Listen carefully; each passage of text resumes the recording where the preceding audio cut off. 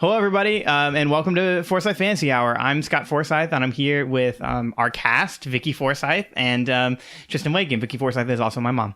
Hey. What am I then? Who am I? My best friend. 24601. My best friend. Oh. But my mom is also my best friend. You're both my best friends. And we just finished season... Oh, that was a sweet hug that they just had. We had a moment. Yeah. Yeah. Love you guys. There was a good moment that just happened. There's some good energy that we're trying to push through here. Yeah.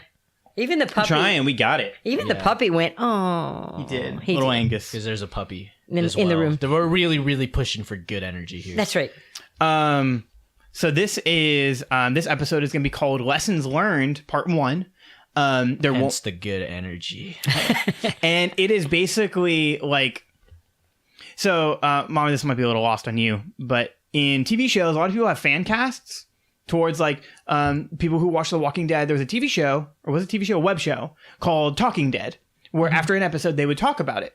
Oh, it's not a web show. It's also a show. Oh, is it also a show? Yeah, oh, yeah, it's also a show. Because what is it? The Walking Dead does it, but then so does shows like Teen Wolf, which is even farther out of like you guys' probably chance of watching it. Well, I watched Teen Wolf because of you. Yeah. But what other shows have done that where there's like fan casts after it? And fans do it in general all the time.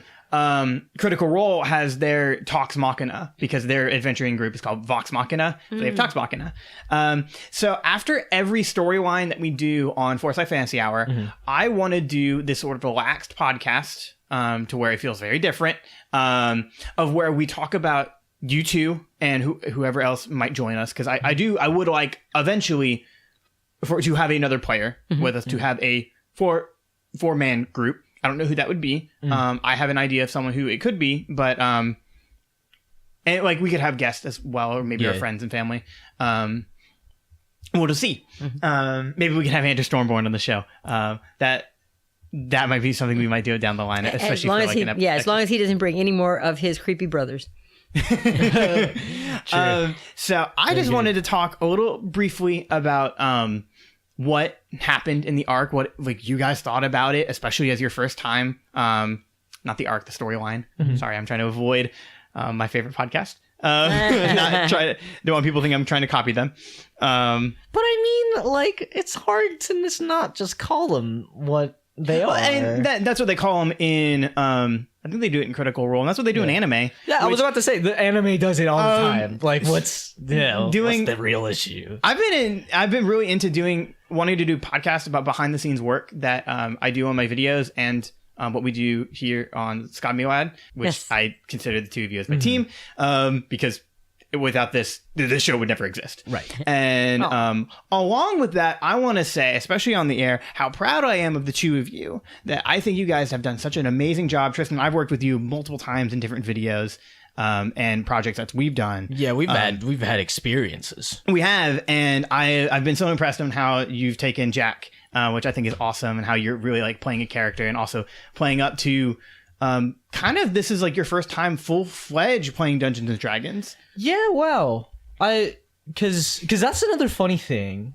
Wait, before you go that, I do want to thank my mom, though. Yeah, of course. I want to thank my mom. Of course. I want to thank my mom because she does an amazing job of working with this. We have another show that probably by the time the pilot is at least out, it's called Games with Mom, where I play video games with my mom. And I'm just so impressed with what she does and how much energy she brings to the show. And I truly am so incredibly proud of the two of you. And I think you guys do such an amazing job. And I'm so excited that you both enjoy this show as much as I do. And I can't wait to see where we will all go next. Well, I think that you've been doing a terrific job too. The stories that you put a lot of work. You put a lot of hours. Yeah, it's obvious because the storyline is. There's a lot that on your side too. So you make it fun, or else nobody. From at least me, thank you for having me a part of it, and also just like having me like play games with your mom too. This is very. I love the dynamic that the two of you do. Y'all are my favorite. I would love to see hanging out with y'all is like awesome. Yeah, thank you. I would love to see a podcast between the two of you. Just saying, because I think it'd be funny. Oh, that'd be a fun time. That's just what were you saying before? What was I saying before? Oh yeah, I don't know. No, that's a funny thing. That was a funny thing. about this being like my first like real big like D&D kind of play, because I have played it before. You played Titan's Grave? Yeah, and I've played Titan's Grave. That one was kind of so long ago though, and was kind of like an intro into tabletop RPGing.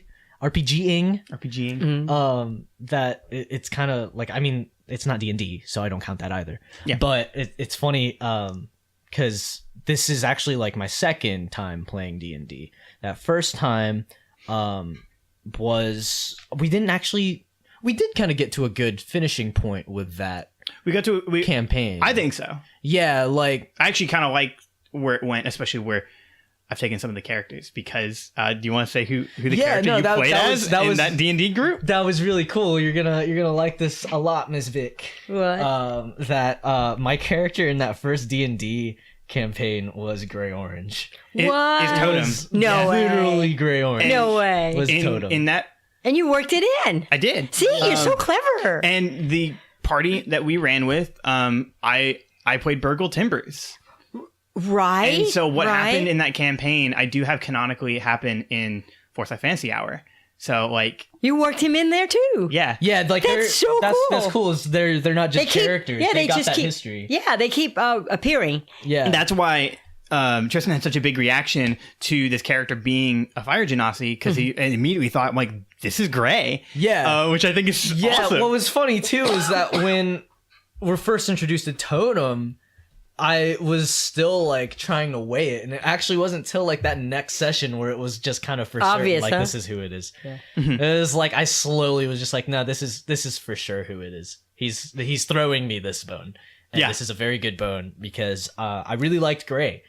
I do too, and it's just cool that he's been worked into. So clearly, when the nasty Nicholas Stormbone told us that we had to kill him, you must have been like, oh dear, no. Yeah, because I think at that point, Jax kind of got it figured out that this dude, dude who kind of sucks, actually does suck, because now he's gotten himself into a position where I am going to have to do a thing to avoid having a thing happen to me. But it's like, I'm not gonna let that happen, because this dumb dude, my dumb friend here, is still my friend. Yeah. And that's why he went to go save him. Right, which of course you remember, as you like all know. As you all know, y'all all threw me under the bus a little bit, because I'm going, what are you doing? Yeah. But that's okay, because you know what? It all worked out fabulously. Yes. It did actually work out. It did. That's also where the Stormborns came from, was that campaign. That was what Tristan created. No that was way. Great backstory, yeah. Yeah, like I didn't actually catch it till he mentioned Jace, but like he also called like Nicholas Stormborn, and he was like, yeah, my brother. Anders. Ander. When we created the campaign, I created the characters to a point. I created the archetypes, and then both my mom and my dad fleshed them out when I was doing the campaign with them. And I remember I asked you, I was like, so what was Jace's name again? And you're like, oh, Jace Stormborn, seller of Fantastic Beast, or something like that. And I was like, okay, that's Anders' uncle. Yep. And then down the line of making that campaign, I created Nicholas, because I thought if I went into a D&D group, I wanted to play a support character, so I wanted to be a cleric, but I didn't want to be a normal holy cleric, which is what they stereotypically are. And I wanted to be a jerk. Not as I want to be a jerk. Jerky cleric. Well, he would be arrogant if I played him in a group, but now I would never touch Nicholas, because I like his character too much in this one, and also like he's way more of that antagonist. He's a huge antagonist. Well, won't his brother be surprised when we head back to town and tell him? We're just like, hey, by the way, thanks for giving us that big heads up on your evil brother. There's a lot of stuff that got overturned at the end of this story. Yes. We can go into that, but like I said before, I don't know. I'm kind of riding a high right now. Of having so much fun, and also being very hot. Yes, both physically and this room is very hot. Yes. There's no ventilation in this room. I'm fine. This is like the one session out of like 6 that I've worn shorts. Yeah. Yes, so. And so I want these sort of in between storyline episodes to have us give a chance where we talk about maybe leveling up and the experience that you guys had. I have a mechanic that I created recently for the game. What's his name? It's called Lessons Learned. And it's in the case of after every story, the player characters will receive a positive bonus, whether it's a stat increase or some advantage that they get now, and a negative based off the adventures that they've had and what has happened to them. Because I thought that would be really interesting to have characters kind of grow and learn in different ways. Like in the situation with, let's say as a hypothetical example, we're talking about Nicholas again, when he was threatening Dax, like he was going to kill him, if you guys didn't get information, I could have played that scene where maybe he took Emmy's hand and said like, if you don't give me information, I'm going to cut off your finger. And if he did, and he damaged your hand in any way, it would stay that way, right? At the end of the storyline, you would have I would give you a disadvantage towards sleight of hand check because your hand is now messed up. But I don't want to constantly bombard you guys with negative stuff. I would want you to get a positive. So maybe like you're more aware this time. So next time Nicholas attacks you, you get advantage on him. Like your first attack is an advantage on him because now you're aware of what he might do. That's it's cool. Stuff like that. So I really think that mechanic's neat. And I just wanted to have a sort of behind the scenes episode. I don't have any questions. Next time we do this, I probably will. Because for the audience, we recorded the entire Barbarians Ball storyline and this episode in the course of probably a month and a half. Yeah, this final episode actually was like just 10 minutes ago. Right. So we started doing 2 episodes per session. Right. So that might change when it comes out in the future so that everybody, the audience is maybe more engaged when we're releasing episodes. If that makes any sense. Oh, yeah. To where it's more concurrent. Because if they're like, oh, hey, Jack should do this in the next episode, he won't because we've already recorded that whole season. We'll see how it goes, but I do want the audience to have a say. No, not a say, because they're not here. It's not like a live stream or anything. There's no chat. I was about to say, not a say. No. Whoa, listen. Don't here. go crazy. Propaganda panda. I'll let everybody say what they want to say. Does it matter? I don't know. But like, I'll let them say it. I'm more impressed that you called me Propaganda Panda. Yeah, no, I was fantastic. I was going to go with like Peter, but like that, I like that. I like that name better. A lot. Yeah. Propaganda Panda. Yeah. That's a new character of mine. Hey, Emmy, can you get closer to your mic? Okay. There you go. Well, unless you aren't going to say anything, because if you're not going to say anything, you can... Yeah, you can like lean back. Sorry, this is more relaxed. Yeah. I was relaxing. I'm sorry. We're not rolling for initiative or anything, but That's Scott, right. I am going to have to ask you to roll for perception. Here you go. I got a 2. Oh. Two? So Scott doesn't see this one coming, but I don't know. I don't know where I was gonna go with it. I rolled just before Scott did, and I got a 1. So Oh. Dang, that's like There's your second critical miss. yeah, I know, right? Hey, what was that? What was the one other? You got a critical miss. Yeah, Yes. at one point. Yes. It was when you were doing a perception check because you were watching. It's when you were disguised as a dwarf. Oh yes. And you saw Elliot for the first time. Oh, yeah. Yeah, and And- it was just like, wasn't it just a check to see how like You were stable? gonna look for guards to see if Jack was okay, like if there's anybody around him or anybody noticed him. You're just kind of surveying the area, and you didn't see anyone other than Green Kid. Yeah. So I did plan out your experience because even though we don't play super by the rules, like we don't deal with magic components or with item attunement, that's mechanics that we don't use, and then stuff with magic scrolls, but that's never happened yet. Those are the 3 big ones that I don't mess with in D&D. I am a real stickler on ammunition, but luckily you guys didn't use your bow too much, or at least you tried using your hand crossbow, and that didn't work. Oh, it just seems a lot like my characters are just they're really wanting to be archers, and they just never hit the mark.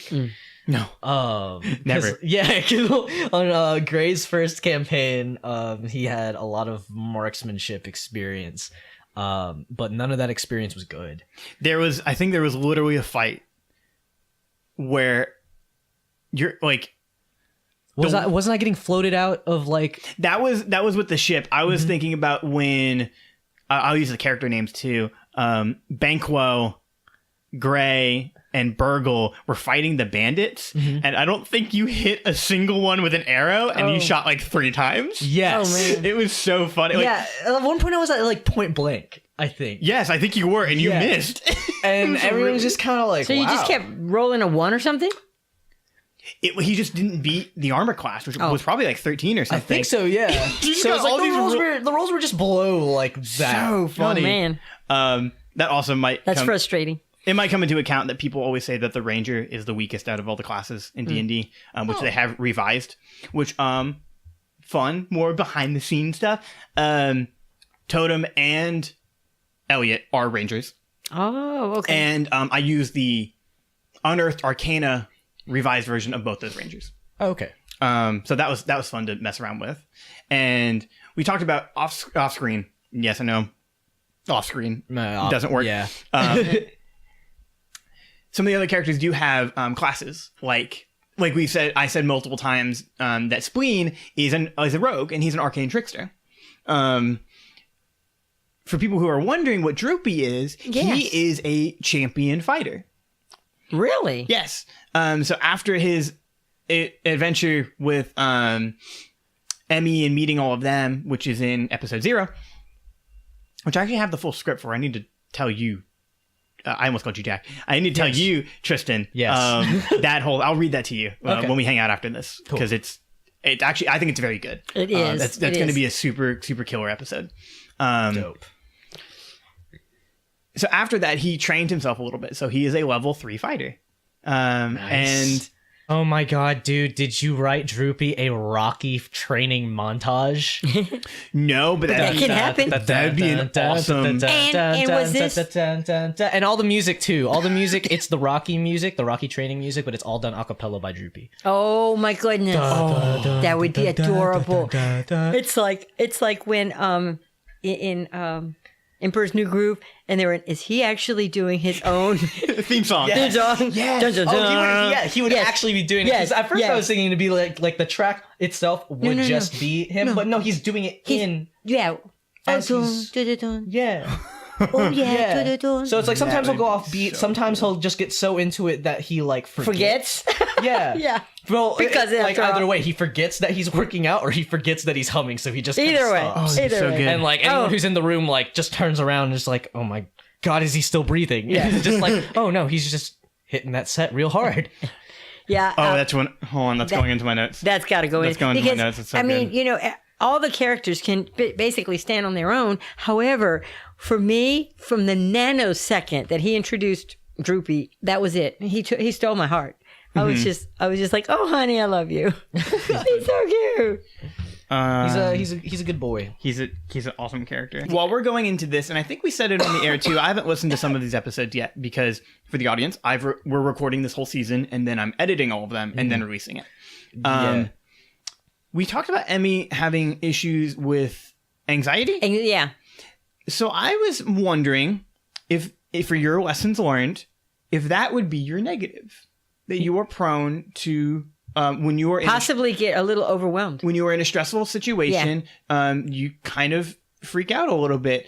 And my gameplay thing would be you have a disadvantage on all charisma saving throws. Okay, yeah, and that would make sense. Would that work for you? I think it makes sense because that's actually happened several times now. Yes. To where again, it's like, oh, remember? I thought, okay, well, let's just with Nicholas. Remember, I said, well, I think I even contemplated, well, let's just kill him right now because he's going to come after us. And then you had all this awesome, moves that you were like, no, I'm going to do this. And I'm like, okay, well, let's go with that. But, so 1 minute I want to calm him and, let's just take a chill pill, everybody. Yeah. And the next minute I'm like, nah, let's just let's off him. Yeah, no, that's weird. That's weird to think about it because that's literally how it went down. And that's how she is done. And in the other campaign, you killed a lot of people. You and Andrew both killed a ton of people. And, it's so funny because she's little, but she's got all this armor and she's very strong. Yeah. So 1 minute she's trying very hard to be stealthy and the next minute she's making all this noise. I mean, she is just a fun character. She is. She's an incredibly fun character. And I think I say that in the opening too, of like, you're a lot of heart, you're very sweet, but it's like, don't ever cross Emmy. or my friends, because I'm very passionate. That's why I mean, I was, I see my long lost, bestest friend who I think is dead. Yeah. And I'm just blown away in such a way that I could not even come. Yeah, and that's both her and Emmy. Yeah, Like, yeah. 'cause she was pretty like just blown away the minute Scott was just like, no, this is definitely Elliot. This is definitely the boy. We And talked. I was like, well, it looks like him. We talked And- about having different DC scores of like what you had to beat. You had to beat a 1 to figure out it was Elliot. Like, I think I say that in the episode too. Like, Yeah. it's no secret, and you know And your it best friend. Right. And then it was like, what, a 20? No, your perception, your insight check was higher than a 1. Oh, well, okay. Yeah. His whole thing, which I never expected to happen, Yeah. was for him, because I as everyone sees, I do a lot of intelligence rolls for people to remember things, which I think is a cool mechanic. Yeah. I don't see a lot of D&D people do that, but Uh-oh. I think it's neat. Well, they should. They certainly should. They should, but I feel like I've just recently started listening to Adventure Zone. My thing is I like doing this kind of stuff myself. I don't really get into other like content like this. But I would say out of the stuff I've listened to, it's like people just kind of focus on like jumping into like stuff. Just kind of jumping into it. So, and that would be like the DMs too. So they wouldn't focus too much on like big narrative like spikes or whatever. Yeah. Yeah. But so I had Elliot write down, or I had him try to remember, and I'm like, he's not going to remember. Like, that's totally not in my plans for the story. And then he got a 20. He got a natural 20, and I went, all right, I got to honor that, because that's like the whole point of D&D. Like, no one ever gets a natural 20. It's a 1 out of 20 chance to get it. Yeah. And I'm like, well, Here we go.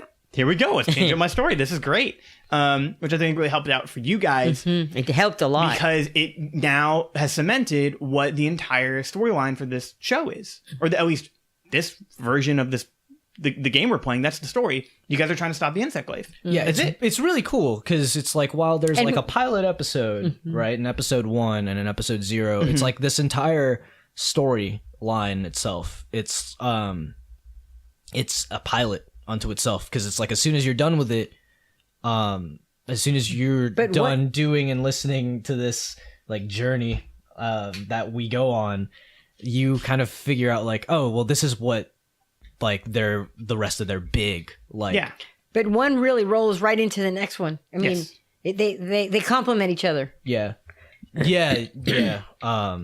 even your back stuff, as we're finding out all your interesting little secrets, little by little, as things are revealed, it's like, oh. Yeah, but that's what I'm saying though. It just kind of feels like there's like a lot More. of the stones have been unturned, But not And so all. not all of them. But not Obviously, all. not all of them, because there's a bunch of stuff that is going to go on. There's a lot of questions you have. Lots of questions, but it does feel like now it's like, oh, next story we go into, there's a definite objective. Yes.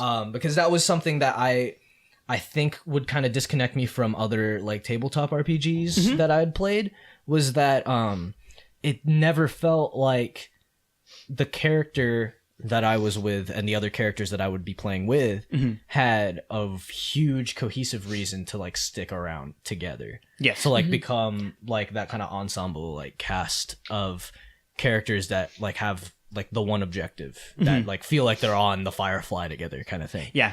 I think that's the main thing about the story. This one, well, if you go back to the previous one, that's how, they had cemented with each other, was they would meet, but then they would stay together, and then they, now we've added to them, and, they really cement together. You're talking about your campaign with Daddy-O? Yeah, the 0-1. Episode 0. Because, Emmy and Anders started out, to just do one thing, and then it ended up being, picking up Droopy, picking up Roderick, and then going into that town where they just, embraced them. Yes. The mayor and on. And so then again with being in this town, here comes in so-called Jack, formerly known as, but you feel this need to be part, and then now we have these other characters, and they all have a common goal and interest. And they're like, okay, well, we can do this kind of thing. Yeah. So. And I do that especially because I find it interesting. I always love stories that have huge cast of characters. And as a party of two, it helps that you have other resources available to you. Mm-hmm. And for the viewers, that would be a little boring if there was only two people. Right. And then now, since you have this idea and this mentality of gathering other people, especially people that work for you, it wouldn't be outrageous to have a guest character or a guest person show up for maybe a couple episodes. Yeah. Because it's like, oh, they'll be working for you. They'll be helping you out. And then whoever that may be, I will communicate with them and incorporate them with the story. And hopefully they've listened to the show so far. Yeah. So I think that's good for questions because I think we've talked about our experience with the show for really good. I love this. This is exactly what I wanted this episode to be. That's why I was so excited for it. I was excited for the end of the Barbarian's Ball, but like I was really excited for this because I knew it was gonna be a little bit different. So let's get some mechanic stuff out of the way. And I have your experience totals.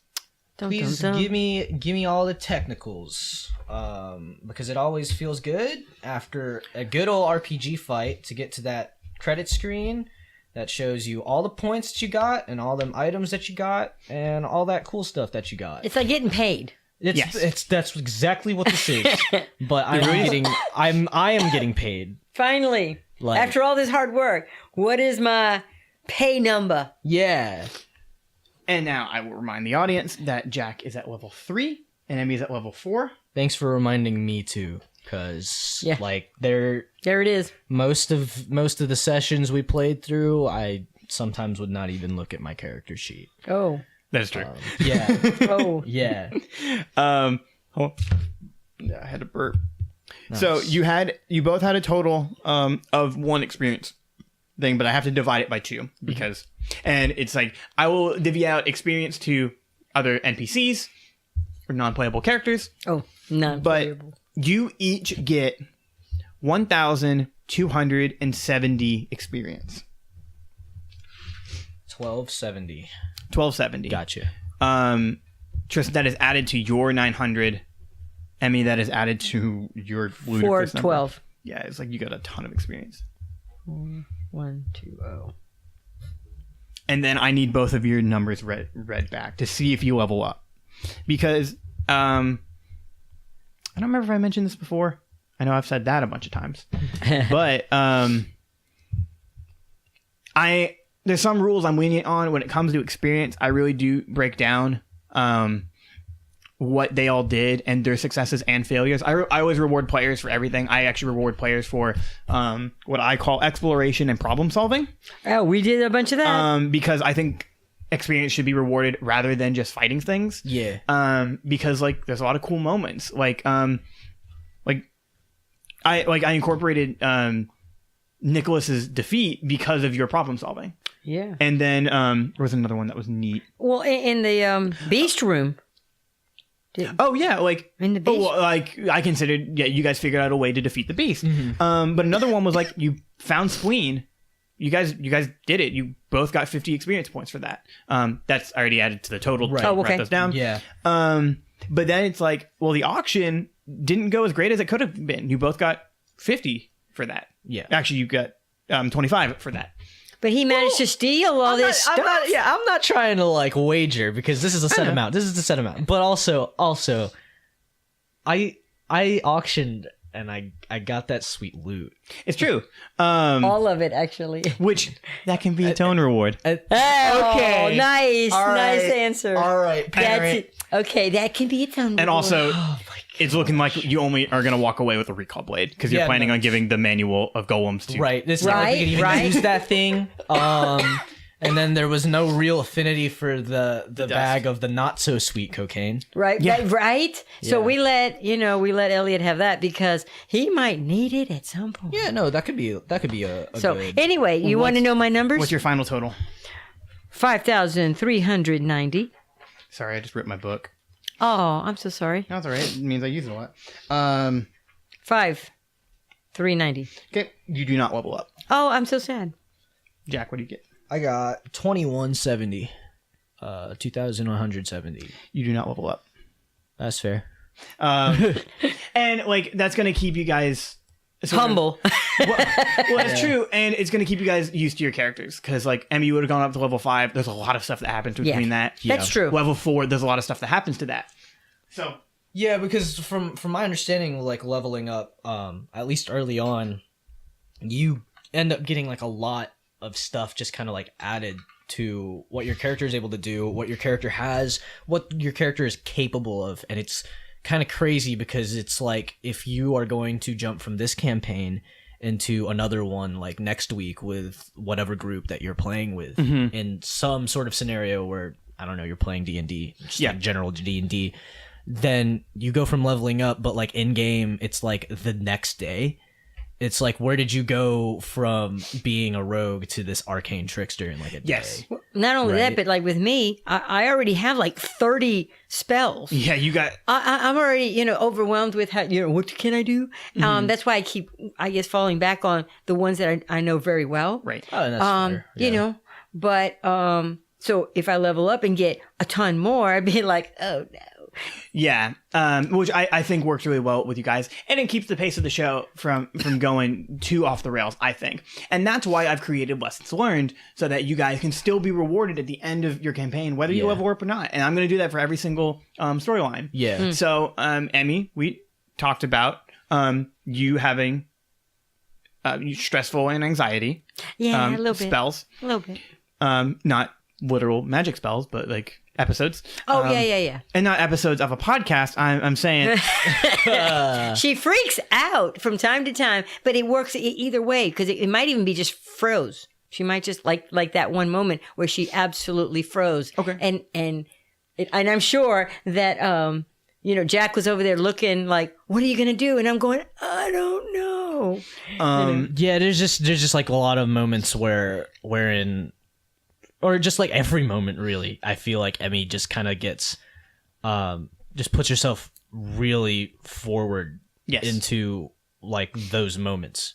And it's just like when you do that kind of thing, you kind of leave yourself bare. But she will come through eventually, right. and that's why your con for this for the end of the Barbarian's Ball, your negative trait that you will acquire will be on your saving throws, which is in the box over there, for charisma, which I do not believe you have a number for. Or you have a number for, but you haven't written it down. Yeah. I do. I have It's typed in. typed in? it's Yeah. +4. Really? Yes. Right either below that or next to that, disadvantage. Okay. So anytime you have to make a charisma saving throw, you are going to have disadvantage. Yeah. Because of the experience that have happened in the Barbarian's Ball. Okay. That's all right. I was looking at some of the other stuff that you have. You have a trait called Brave, which keeps you from being frightened, or you have advantage on being frightened. But I wasn't going to take that away because having anxiety and being brave, I think, Work hand in hand. Do they work hand in hand? Well, certainly, because sometimes when you're frightened, that forces you to do something that you normally maybe wouldn't do. Okay, so I have another suggestion for your negative. It would be either to have the disadvantage on charisma saving throws, or to take away that brave trait. Yeah. Okay. All right. It's either you, because I would argue actually for you to keep brave, because it's like there's kind of a difference between having a sort of crazy like anxiety brave episode, moment. Yeah. and then being like brave in like the face of fear. I do too. I think there is a distinct difference. Yeah, because there's a difference between walking into a cave and getting frightened by the big spiders in like Return of the King, right? In Lord of the Rings. But then there's a difference between that, and then seeing like something like from your life just kind of like show up in an unfamiliar area, you're just not prepared for it. You know, sometimes you need a little frightened to keep you in check, or else you would just walk right into shooting like, oh, I'm so brave. No, that's just stupid. Right, because that's rule number one. Yeah, because as a troll hunter, be afraid. Yeah. Yeah. Troll Hunter's a good show. I know, right? No, it's just that like I think that by the logic that being frightened accounts as like an anxietal episode, it's just kind of like, well then don't go adventure. Yeah. Yeah. Don't go adventure. No, I agree as well. So you cool with that? Yeah, so we'll leave that and the other disadvantage. You just have a disadvantage. Yeah. You have I would say permanent, but at the next time we do lessons We'll learned, see what happens. you might be able to get rid of it. Well, no, you know how some people say, well, you need to conquer that fear or overcome it. Yeah. So I might be able to do that. That could be something you work towards. You might even write it on your character sheet as a goal. Yeah, because it's like What a novel idea. What a novel idea. This is a really cool mechanic. I'm actually really warming up to it because I was just kind of sat here and I was thinking this is really cool. Mm-hmm. But now it's even more cool for me because it's like it makes sense having some sort of like negative kind of thing or positive kind of thing thrown at you, but then it's like it's not going to be a permanent kind of thing. Yeah. It doesn't have to be. Like here's a little real life thing. There was this one moment in my life where I was kind of like, this was like back in high school, and I was kind of like running some things for an event, an overnight event, and I was kind of dumb and decided to bring like a bunch of people home. Yeah, and then like literally the last person to get home on my way back, I fell asleep at the wheel. Yeah. Ooh. And like that kind of, there was like a minor accident. It really sucked and it was quite frightening. But it's like that's not something that like weighs down on me. Like this is just an example. Yeah, it that did I alter thought of. your whole life. Right. Yeah. Like You learn from it. yeah, no, you just learn from it. You either learn from it or it just kind of fades away because now I'm just kind of back to like, okay, yeah, driving's cool. I just can't do anything stupid. Yeah. Like you learn your limits. In a situation like that, but then there's like other stuff like, oh, you're really high off that one victory.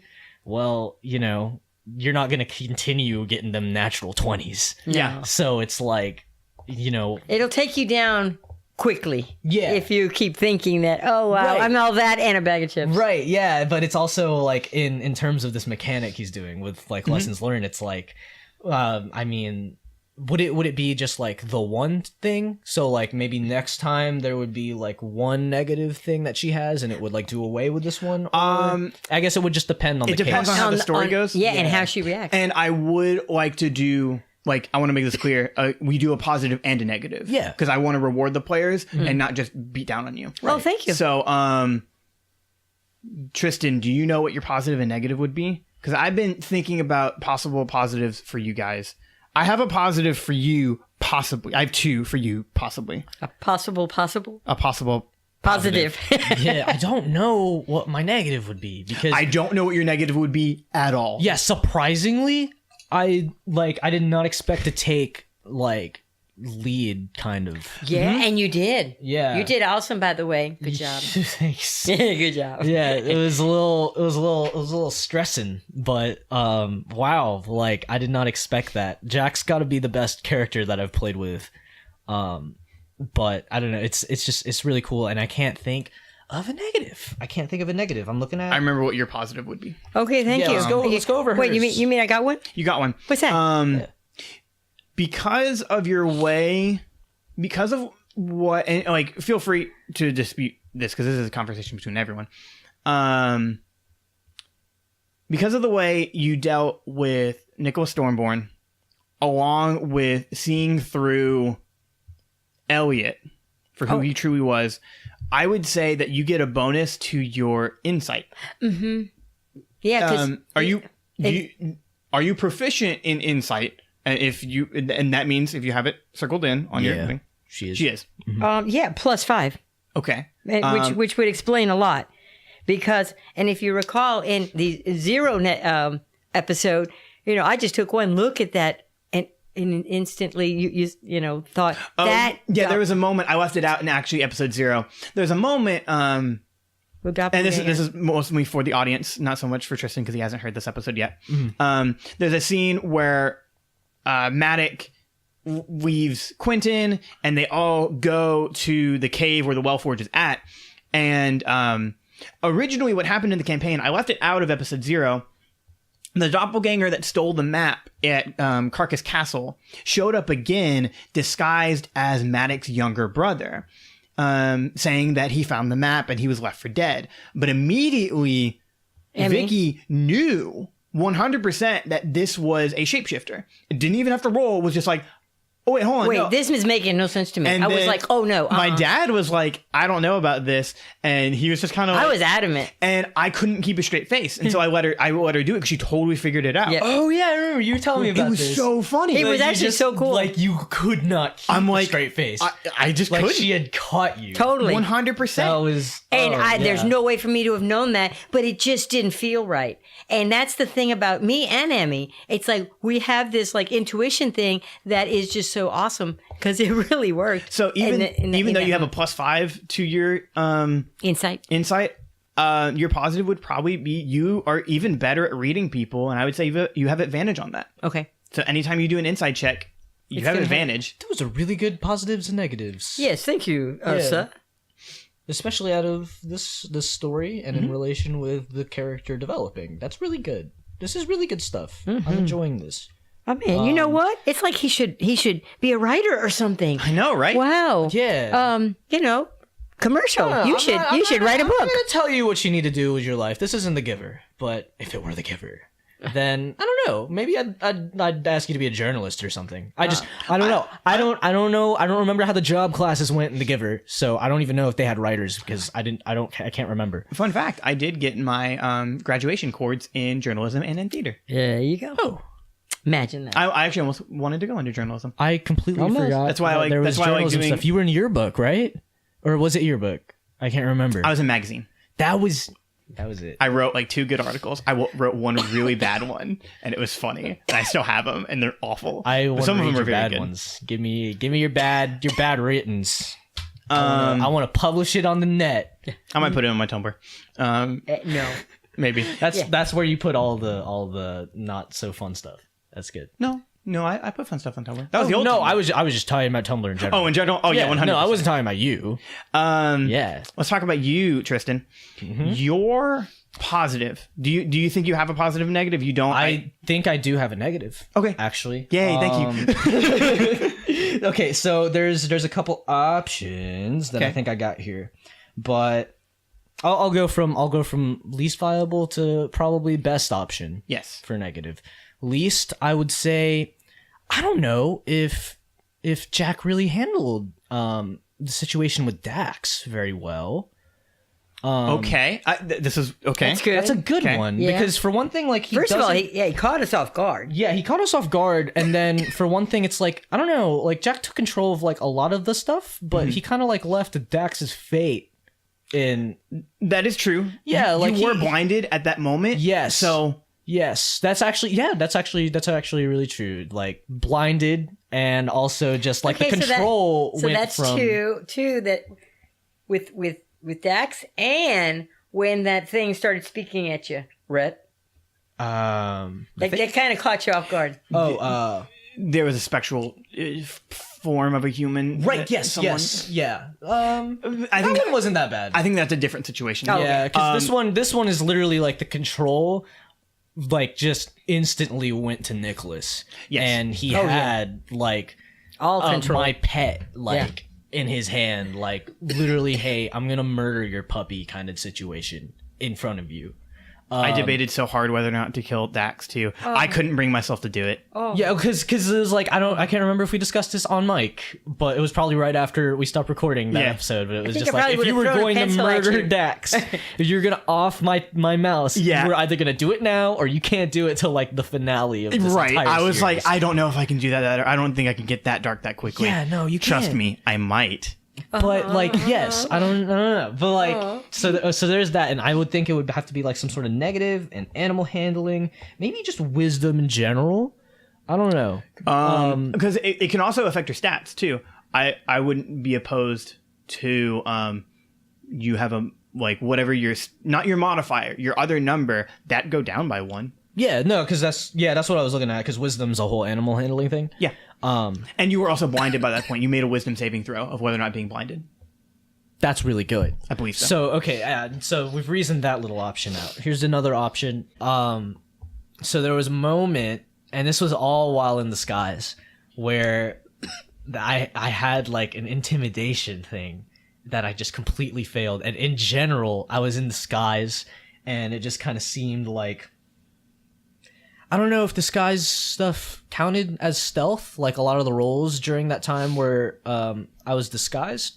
But there was also a lot of charisma stuff there to where it was like... It didn't go well. It didn't go too well. No. In fact, I thought it was going to go way better. I was a little disappointed. Like, yeah.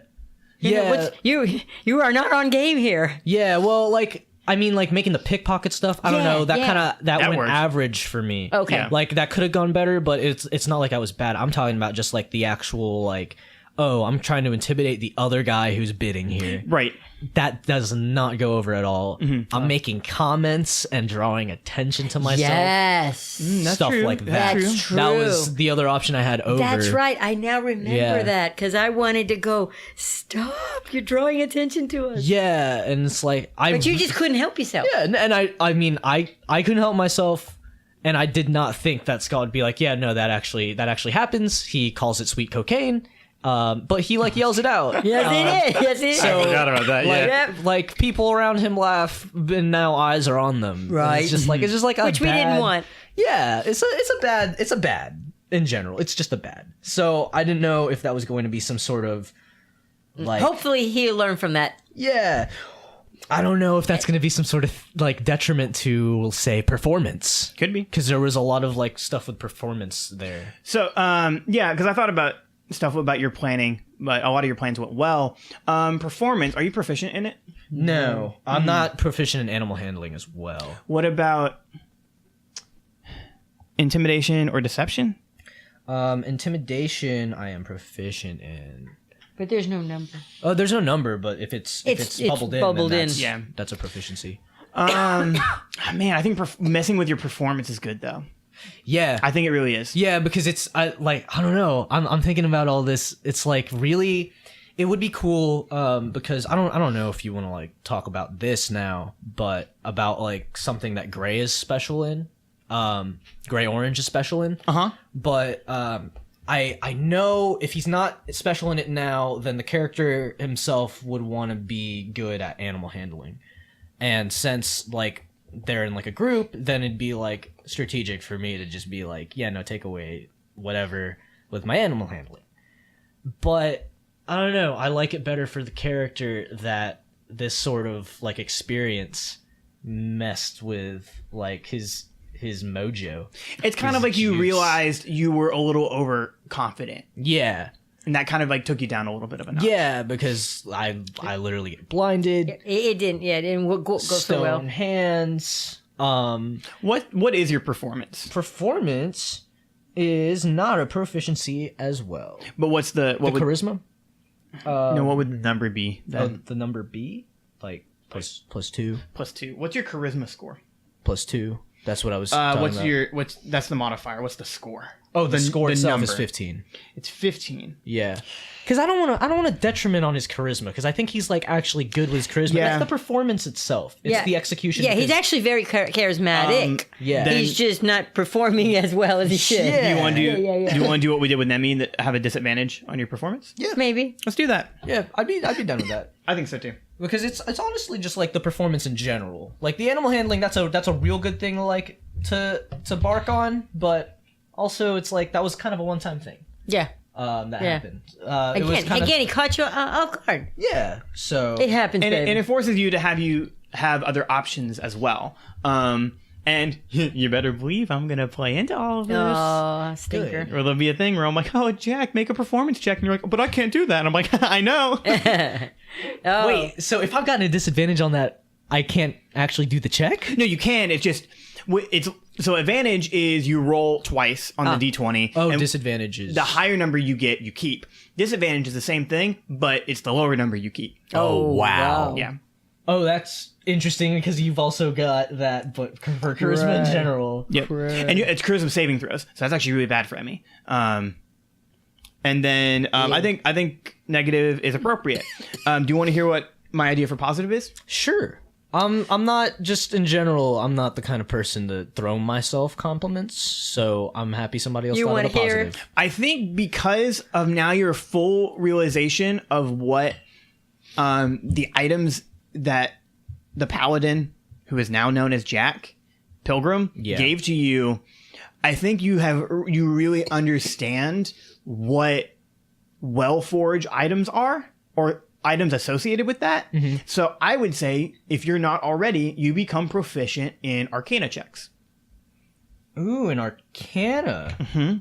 Oh, cool. So now you kind of have this better idea of magical items. Oh, okay. This is really cool. I thought that would be neat. That was another possible for Emmy as well. But I really like your insight checks as your positive better. Well, because my Arcana is -1. Right. Okay. Because your intelligence is your lowest score. But I think for Jack, it makes sense to now, like, because you're the one who figured out what the s'more does. Yeah. Or the beacon. Yeah. And you're like, now it just finally all clicks. Mm-hmm. So what would your... I did have a proficiency in it before. Oh, did you? I didn't. You didn't. I didn't. Okay. But my intelligence, like, base was 13, and then modifier was like +1. So it would be +3 for Arcana. +3? Because before it'd be +1. Oh, so you just want me to bubble it in? Yeah. Okay. Yeah. Bubble it in and then write +3. Yeah. So, and also I've just circled it because I didn't know if this was going to be like a permanent positive change. Both your positives, I don't imagine would leave, and they benefit you, so you wouldn't want to take them away. Right? Yeah. Mine's the insight one, so so that would make sense. Yeah, and then like I would imagine that Jack is going to be dealing with more well-forged and like magic items and whatnot. So it's just like, well, I mean, why would that go down? I just thought I should post that question as well. So yeah, that's how Lessons Learned works. Wow, that's cool. Which, awesome. I think is a really fun mechanic. Well, I think that'll do it for this little episode. I don't have any more questions. Now I have to record all these notes. I need both of you to get closer to your mic. But too bad we're ending the episode. All right, everybody. I'm just like yelling. Is that better? No, that's better. Before it wasn't. I was watching the feed. All right, everyone. Thank you so much for watching and going on this wonderful storyline with us. We got much more planned. I'm super excited. This has been one of the funnest things I've ever done, production wise and creatively. I love Dungeons & Dragons, and thank you all for watching. And it's time to set your clocks. Set your clocks. It's time for Forsyth Fantasy Hour in the future. That intro doesn't work as it does in the beginning. That's not an outro. That's not an outro. The Insect Glaive was based off of Organization 13 from Kingdom Hearts. Bye.